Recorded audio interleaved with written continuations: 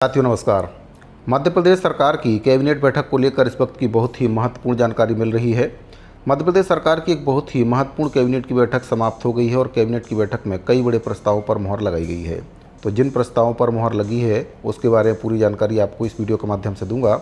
जानकारी में आगे बढ़ने से पहले आपसे निवेदन है कि अगर पहली बार चैनल पर आए हैं तो चैनल को सब्सक्राइब जरूर करें, बेल आइकन को प्रेस करके उसको ऑल पर सेट करके रखें, जिससे आपको हमारे द्वारा बनाए जा रहे सभी नए वीडियो के नोटिफिकेशन लगातार इस चैनल के माध्यम से मिलते रहें। तो साथियों, सीएम मोहन यादव जी की अध्यक्षता में कैबिनेट की बैठक समाप्त हो गई है। कैबिनेट की जो बैठक है उसमें कई अहम प्रस्तावों को मंजूरी मिली है। बैठक में छात्रों, किसानों, महिलाओं और कर्मचारियों के हित में कई बड़े फैसले लिए गए हैं। इसमें मुख्यमंत्री मजरा टोला सड़क योजना के अंतर्गत सड़क निर्माण, प्रदेश के बाहर से आयातित तुअर पर मंडी फीस से पूरी तरह से छूट, एमबीबीएस के लिए मेधावी विद्यार्थियों को छात्रवृत्ति और 4 जिलों में वर्किंग वूमन हॉस्टल के साथ साथ जिला विकास सलाहकार समिति के गठन की स्वीकृति दी गई है। मुख्यमंत्री डॉक्टर मोहन यादव जी के द्वारा बताया गया कि राष्ट्रपति द्रौपदी मुर्मू का आगमन 19 जून को मध्य प्रदेश में प्रस्तावित है। राष्ट्रपति मुर्मू विश्व सिकिल सेल दिवस पर बड़वानी जिले की ग्राम पंचायत तालून में आयोजित कार्यक्रम में शामिल होंगी। प्रदेश में शासकीय सेवकों के स्थानांतरण पर अब 17 जून तक आवेदन लिए जाएंगे। आगामी वर्षाकाल में बाढ़ और अतिवृष्टि की आशंका के दृष्टिगत मंत्रीगण को अपने प्रभार के जिलों में आवश्यक परिस्थितियों से निपटने के लिए जो तैयारी है उसके निर्देश दिए गए हैं।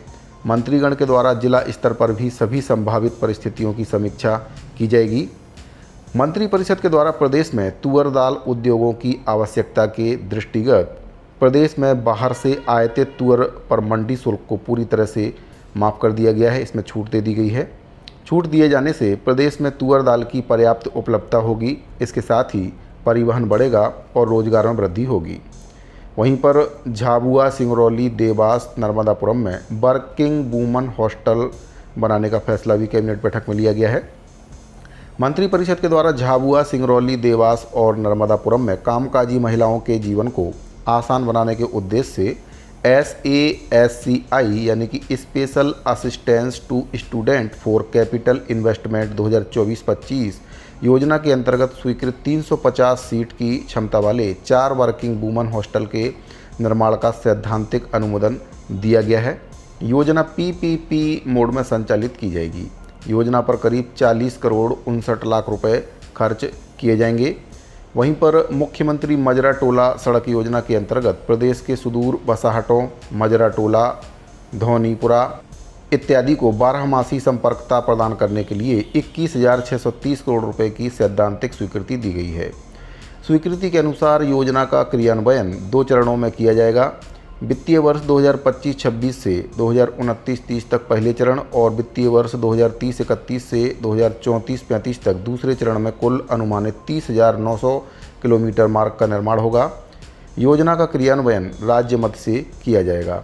योजना के संबंध में मध्य प्रदेश ग्रामीण सड़क विकास प्राधिकरण की साधिकार समिति को निर्णय लिए जाने के लिए अधिकृत किया गया है। स्वीकृति के अनुसार न्यूनतम 20 आवास और 100 से अधिक जनसंख्या वाले 6,000 वर्ग मीटर से अधिक क्षेत्रफल वाले ऐसे क्षेत्र शामिल हैं जिसके 50 मीटर की दूरी में पूर्व से 12मासी सड़क न हो को बसाहट के अंतर्गत लिया जाएगा। इसके लिए बसाहट की जनसंख्या के घटते क्रम में विधानसभा क्षेत्रवार प्राथमिकता सूची तैयार की जाएगी। सांसद, क्षेत्रीय विधायक और जिला पंचायत सदस्यों के परामर्श पर ग्रामीण जनों की स्थानीय आवश्यकता जैसे सुरक्षा, स्वास्थ्य, शिक्षा आदि के आधार पर बसाहटों को प्राथमिकता में कलेक्टर के द्वारा लिपिबद्ध कारणों से सूची में परिवर्तन किया जा सकेगा। अंतिम प्राथमिकता सूची का राज्य स्तर पर प्रकाशन किया जाएगा। योजना के अंतर्गत 20,600 बसाहटों को मुख्य मार्ग से जोड़ने के लिए लगभग 30,900 किलोमीटर मार्ग का निर्माण किया जाएगा। मंत्रिपरिषद के द्वारा जिले के विकास योजना के लिए रोड मैप तैयार करने और जिले की दीर्घकालीन विकास योजनाएं बनाने के लिए सभी जिलों में मुख्यमंत्री की अध्यक्षता में जिला विकास सलाहकार समिति का गठन किए जाने का अनुमोदन किया गया है। आपको बता दें कि वित्तीय वर्ष 2025-26 के बजट भाषण में मध्य प्रदेश के समस्त जिलों में जिला विकास सलाहकार समिति का गठन किए जाने के संबंध में निर्देश दिए गए थे। जिला विकास सलाहकार समिति में जिले के प्रभारी मंत्री उपाध्यक्ष होंगे। सांसद, जिले के समस्त विधायक, जिला मुख्यालय के महापौर या नगर पालिका अध्यक्ष, जिला पंचायत अध्यक्ष, जिले के सभी जनपद अध्यक्ष के साथ उद्योग, व्यापार, प्रगतिशील किसान, समाज सेवी, चिकित्सा विधि आदि क्षेत्रों के 20 प्रतिनिधियों को सदस्य के रूप में शामिल किया गया है। कलेक्टर समिति के सदस्य सचिव होंगे। समिति के उद्देश्यों में जिले की जनता, जनप्रतिनिधियों व अन्य हितधारकों की ज़रूरतों और सुझावों के अनुसार जिले के दीर्घकालीन विकास की योजनाएं बनाना इसका उद्देश्य है। इसके साथ ही समिति जिले के परंपरागत कौशल को चिन्हित करके प्रधानमंत्री के वोकल फॉर लोकल के सिद्धांत के दृष्टिगत उन्हें राष्ट्रीय और अंतर्राष्ट्रीय स्तर पर बढ़ावा देते हुए जिले की समृद्धि का रोड मैप तैयार करेगी। जिले की स्थानीय परिस्थितियों को ध्यान में रखते हुए शासकीय योजनाओं को बेहतर तरीके से लागू करने के सुझावों पर सहमति और विचार करेगी।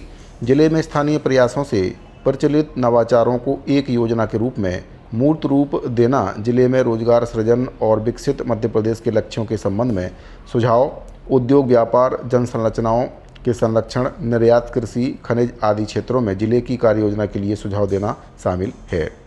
मंत्रिपरिषद ने MBBS पाठ्यक्रम के लिए मध्य प्रदेश के शासकीय चिकित्सा महाविद्यालयों में निर्धारित अधिकतम शुल्क की राशि के समरूप राशि को मेधावी विद्यार्थियों को शुल्क प्रतिपूर्ति के रूप में छात्रवृत्ति दिए जाने की स्वीकृति दी है। यह अतिरिक्त शुल्क की पूर्ण प्रतिपूर्ति के लिए आवश्यक शेष धनराशि योजना के अंतर्गत विद्यार्थियों को ब्याज रहित ऋण के रूप में शासन के द्वारा दी जाएगी। मुख्यमंत्री मेधावी विद्यार्थी योजना के अंतर्गत MBBS पाठ्यक्रम के लाभ के लिए नीट परीक्षा में ऑल इंडिया रैंक 1.5 लाख के अंतर्गत प्राप्त करने वाले विद्यार्थी ही इसके लिए पात्र होंगे। मध्य प्रदेश के मूल निवासी विद्यार्थियों को नीट परीक्षा के माध्यम से मध्य प्रदेश के शासकीय एवं निजी चिकित्सा महाविद्यालय, विश्वविद्यालयों और केंद्र सरकार के सभी शासकीय चिकित्सा महाविद्यालयों, विश्वविद्यालयों के MBBS पाठ्यक्रम में प्रवेश करने पर यह लाभ दिया जा सकेगा।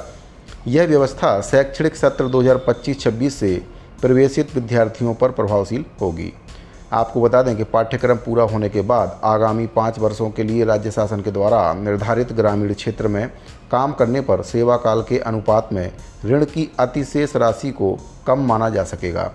इस निर्णय के अनुसार 2.5 वर्ष काम करने पर 50% ऋण भुगतान किया हुआ माना जाएगा। 5 वर्ष की सेवा के बाद अतिदेय राशि को शून्य कर दिया जा सकेगा।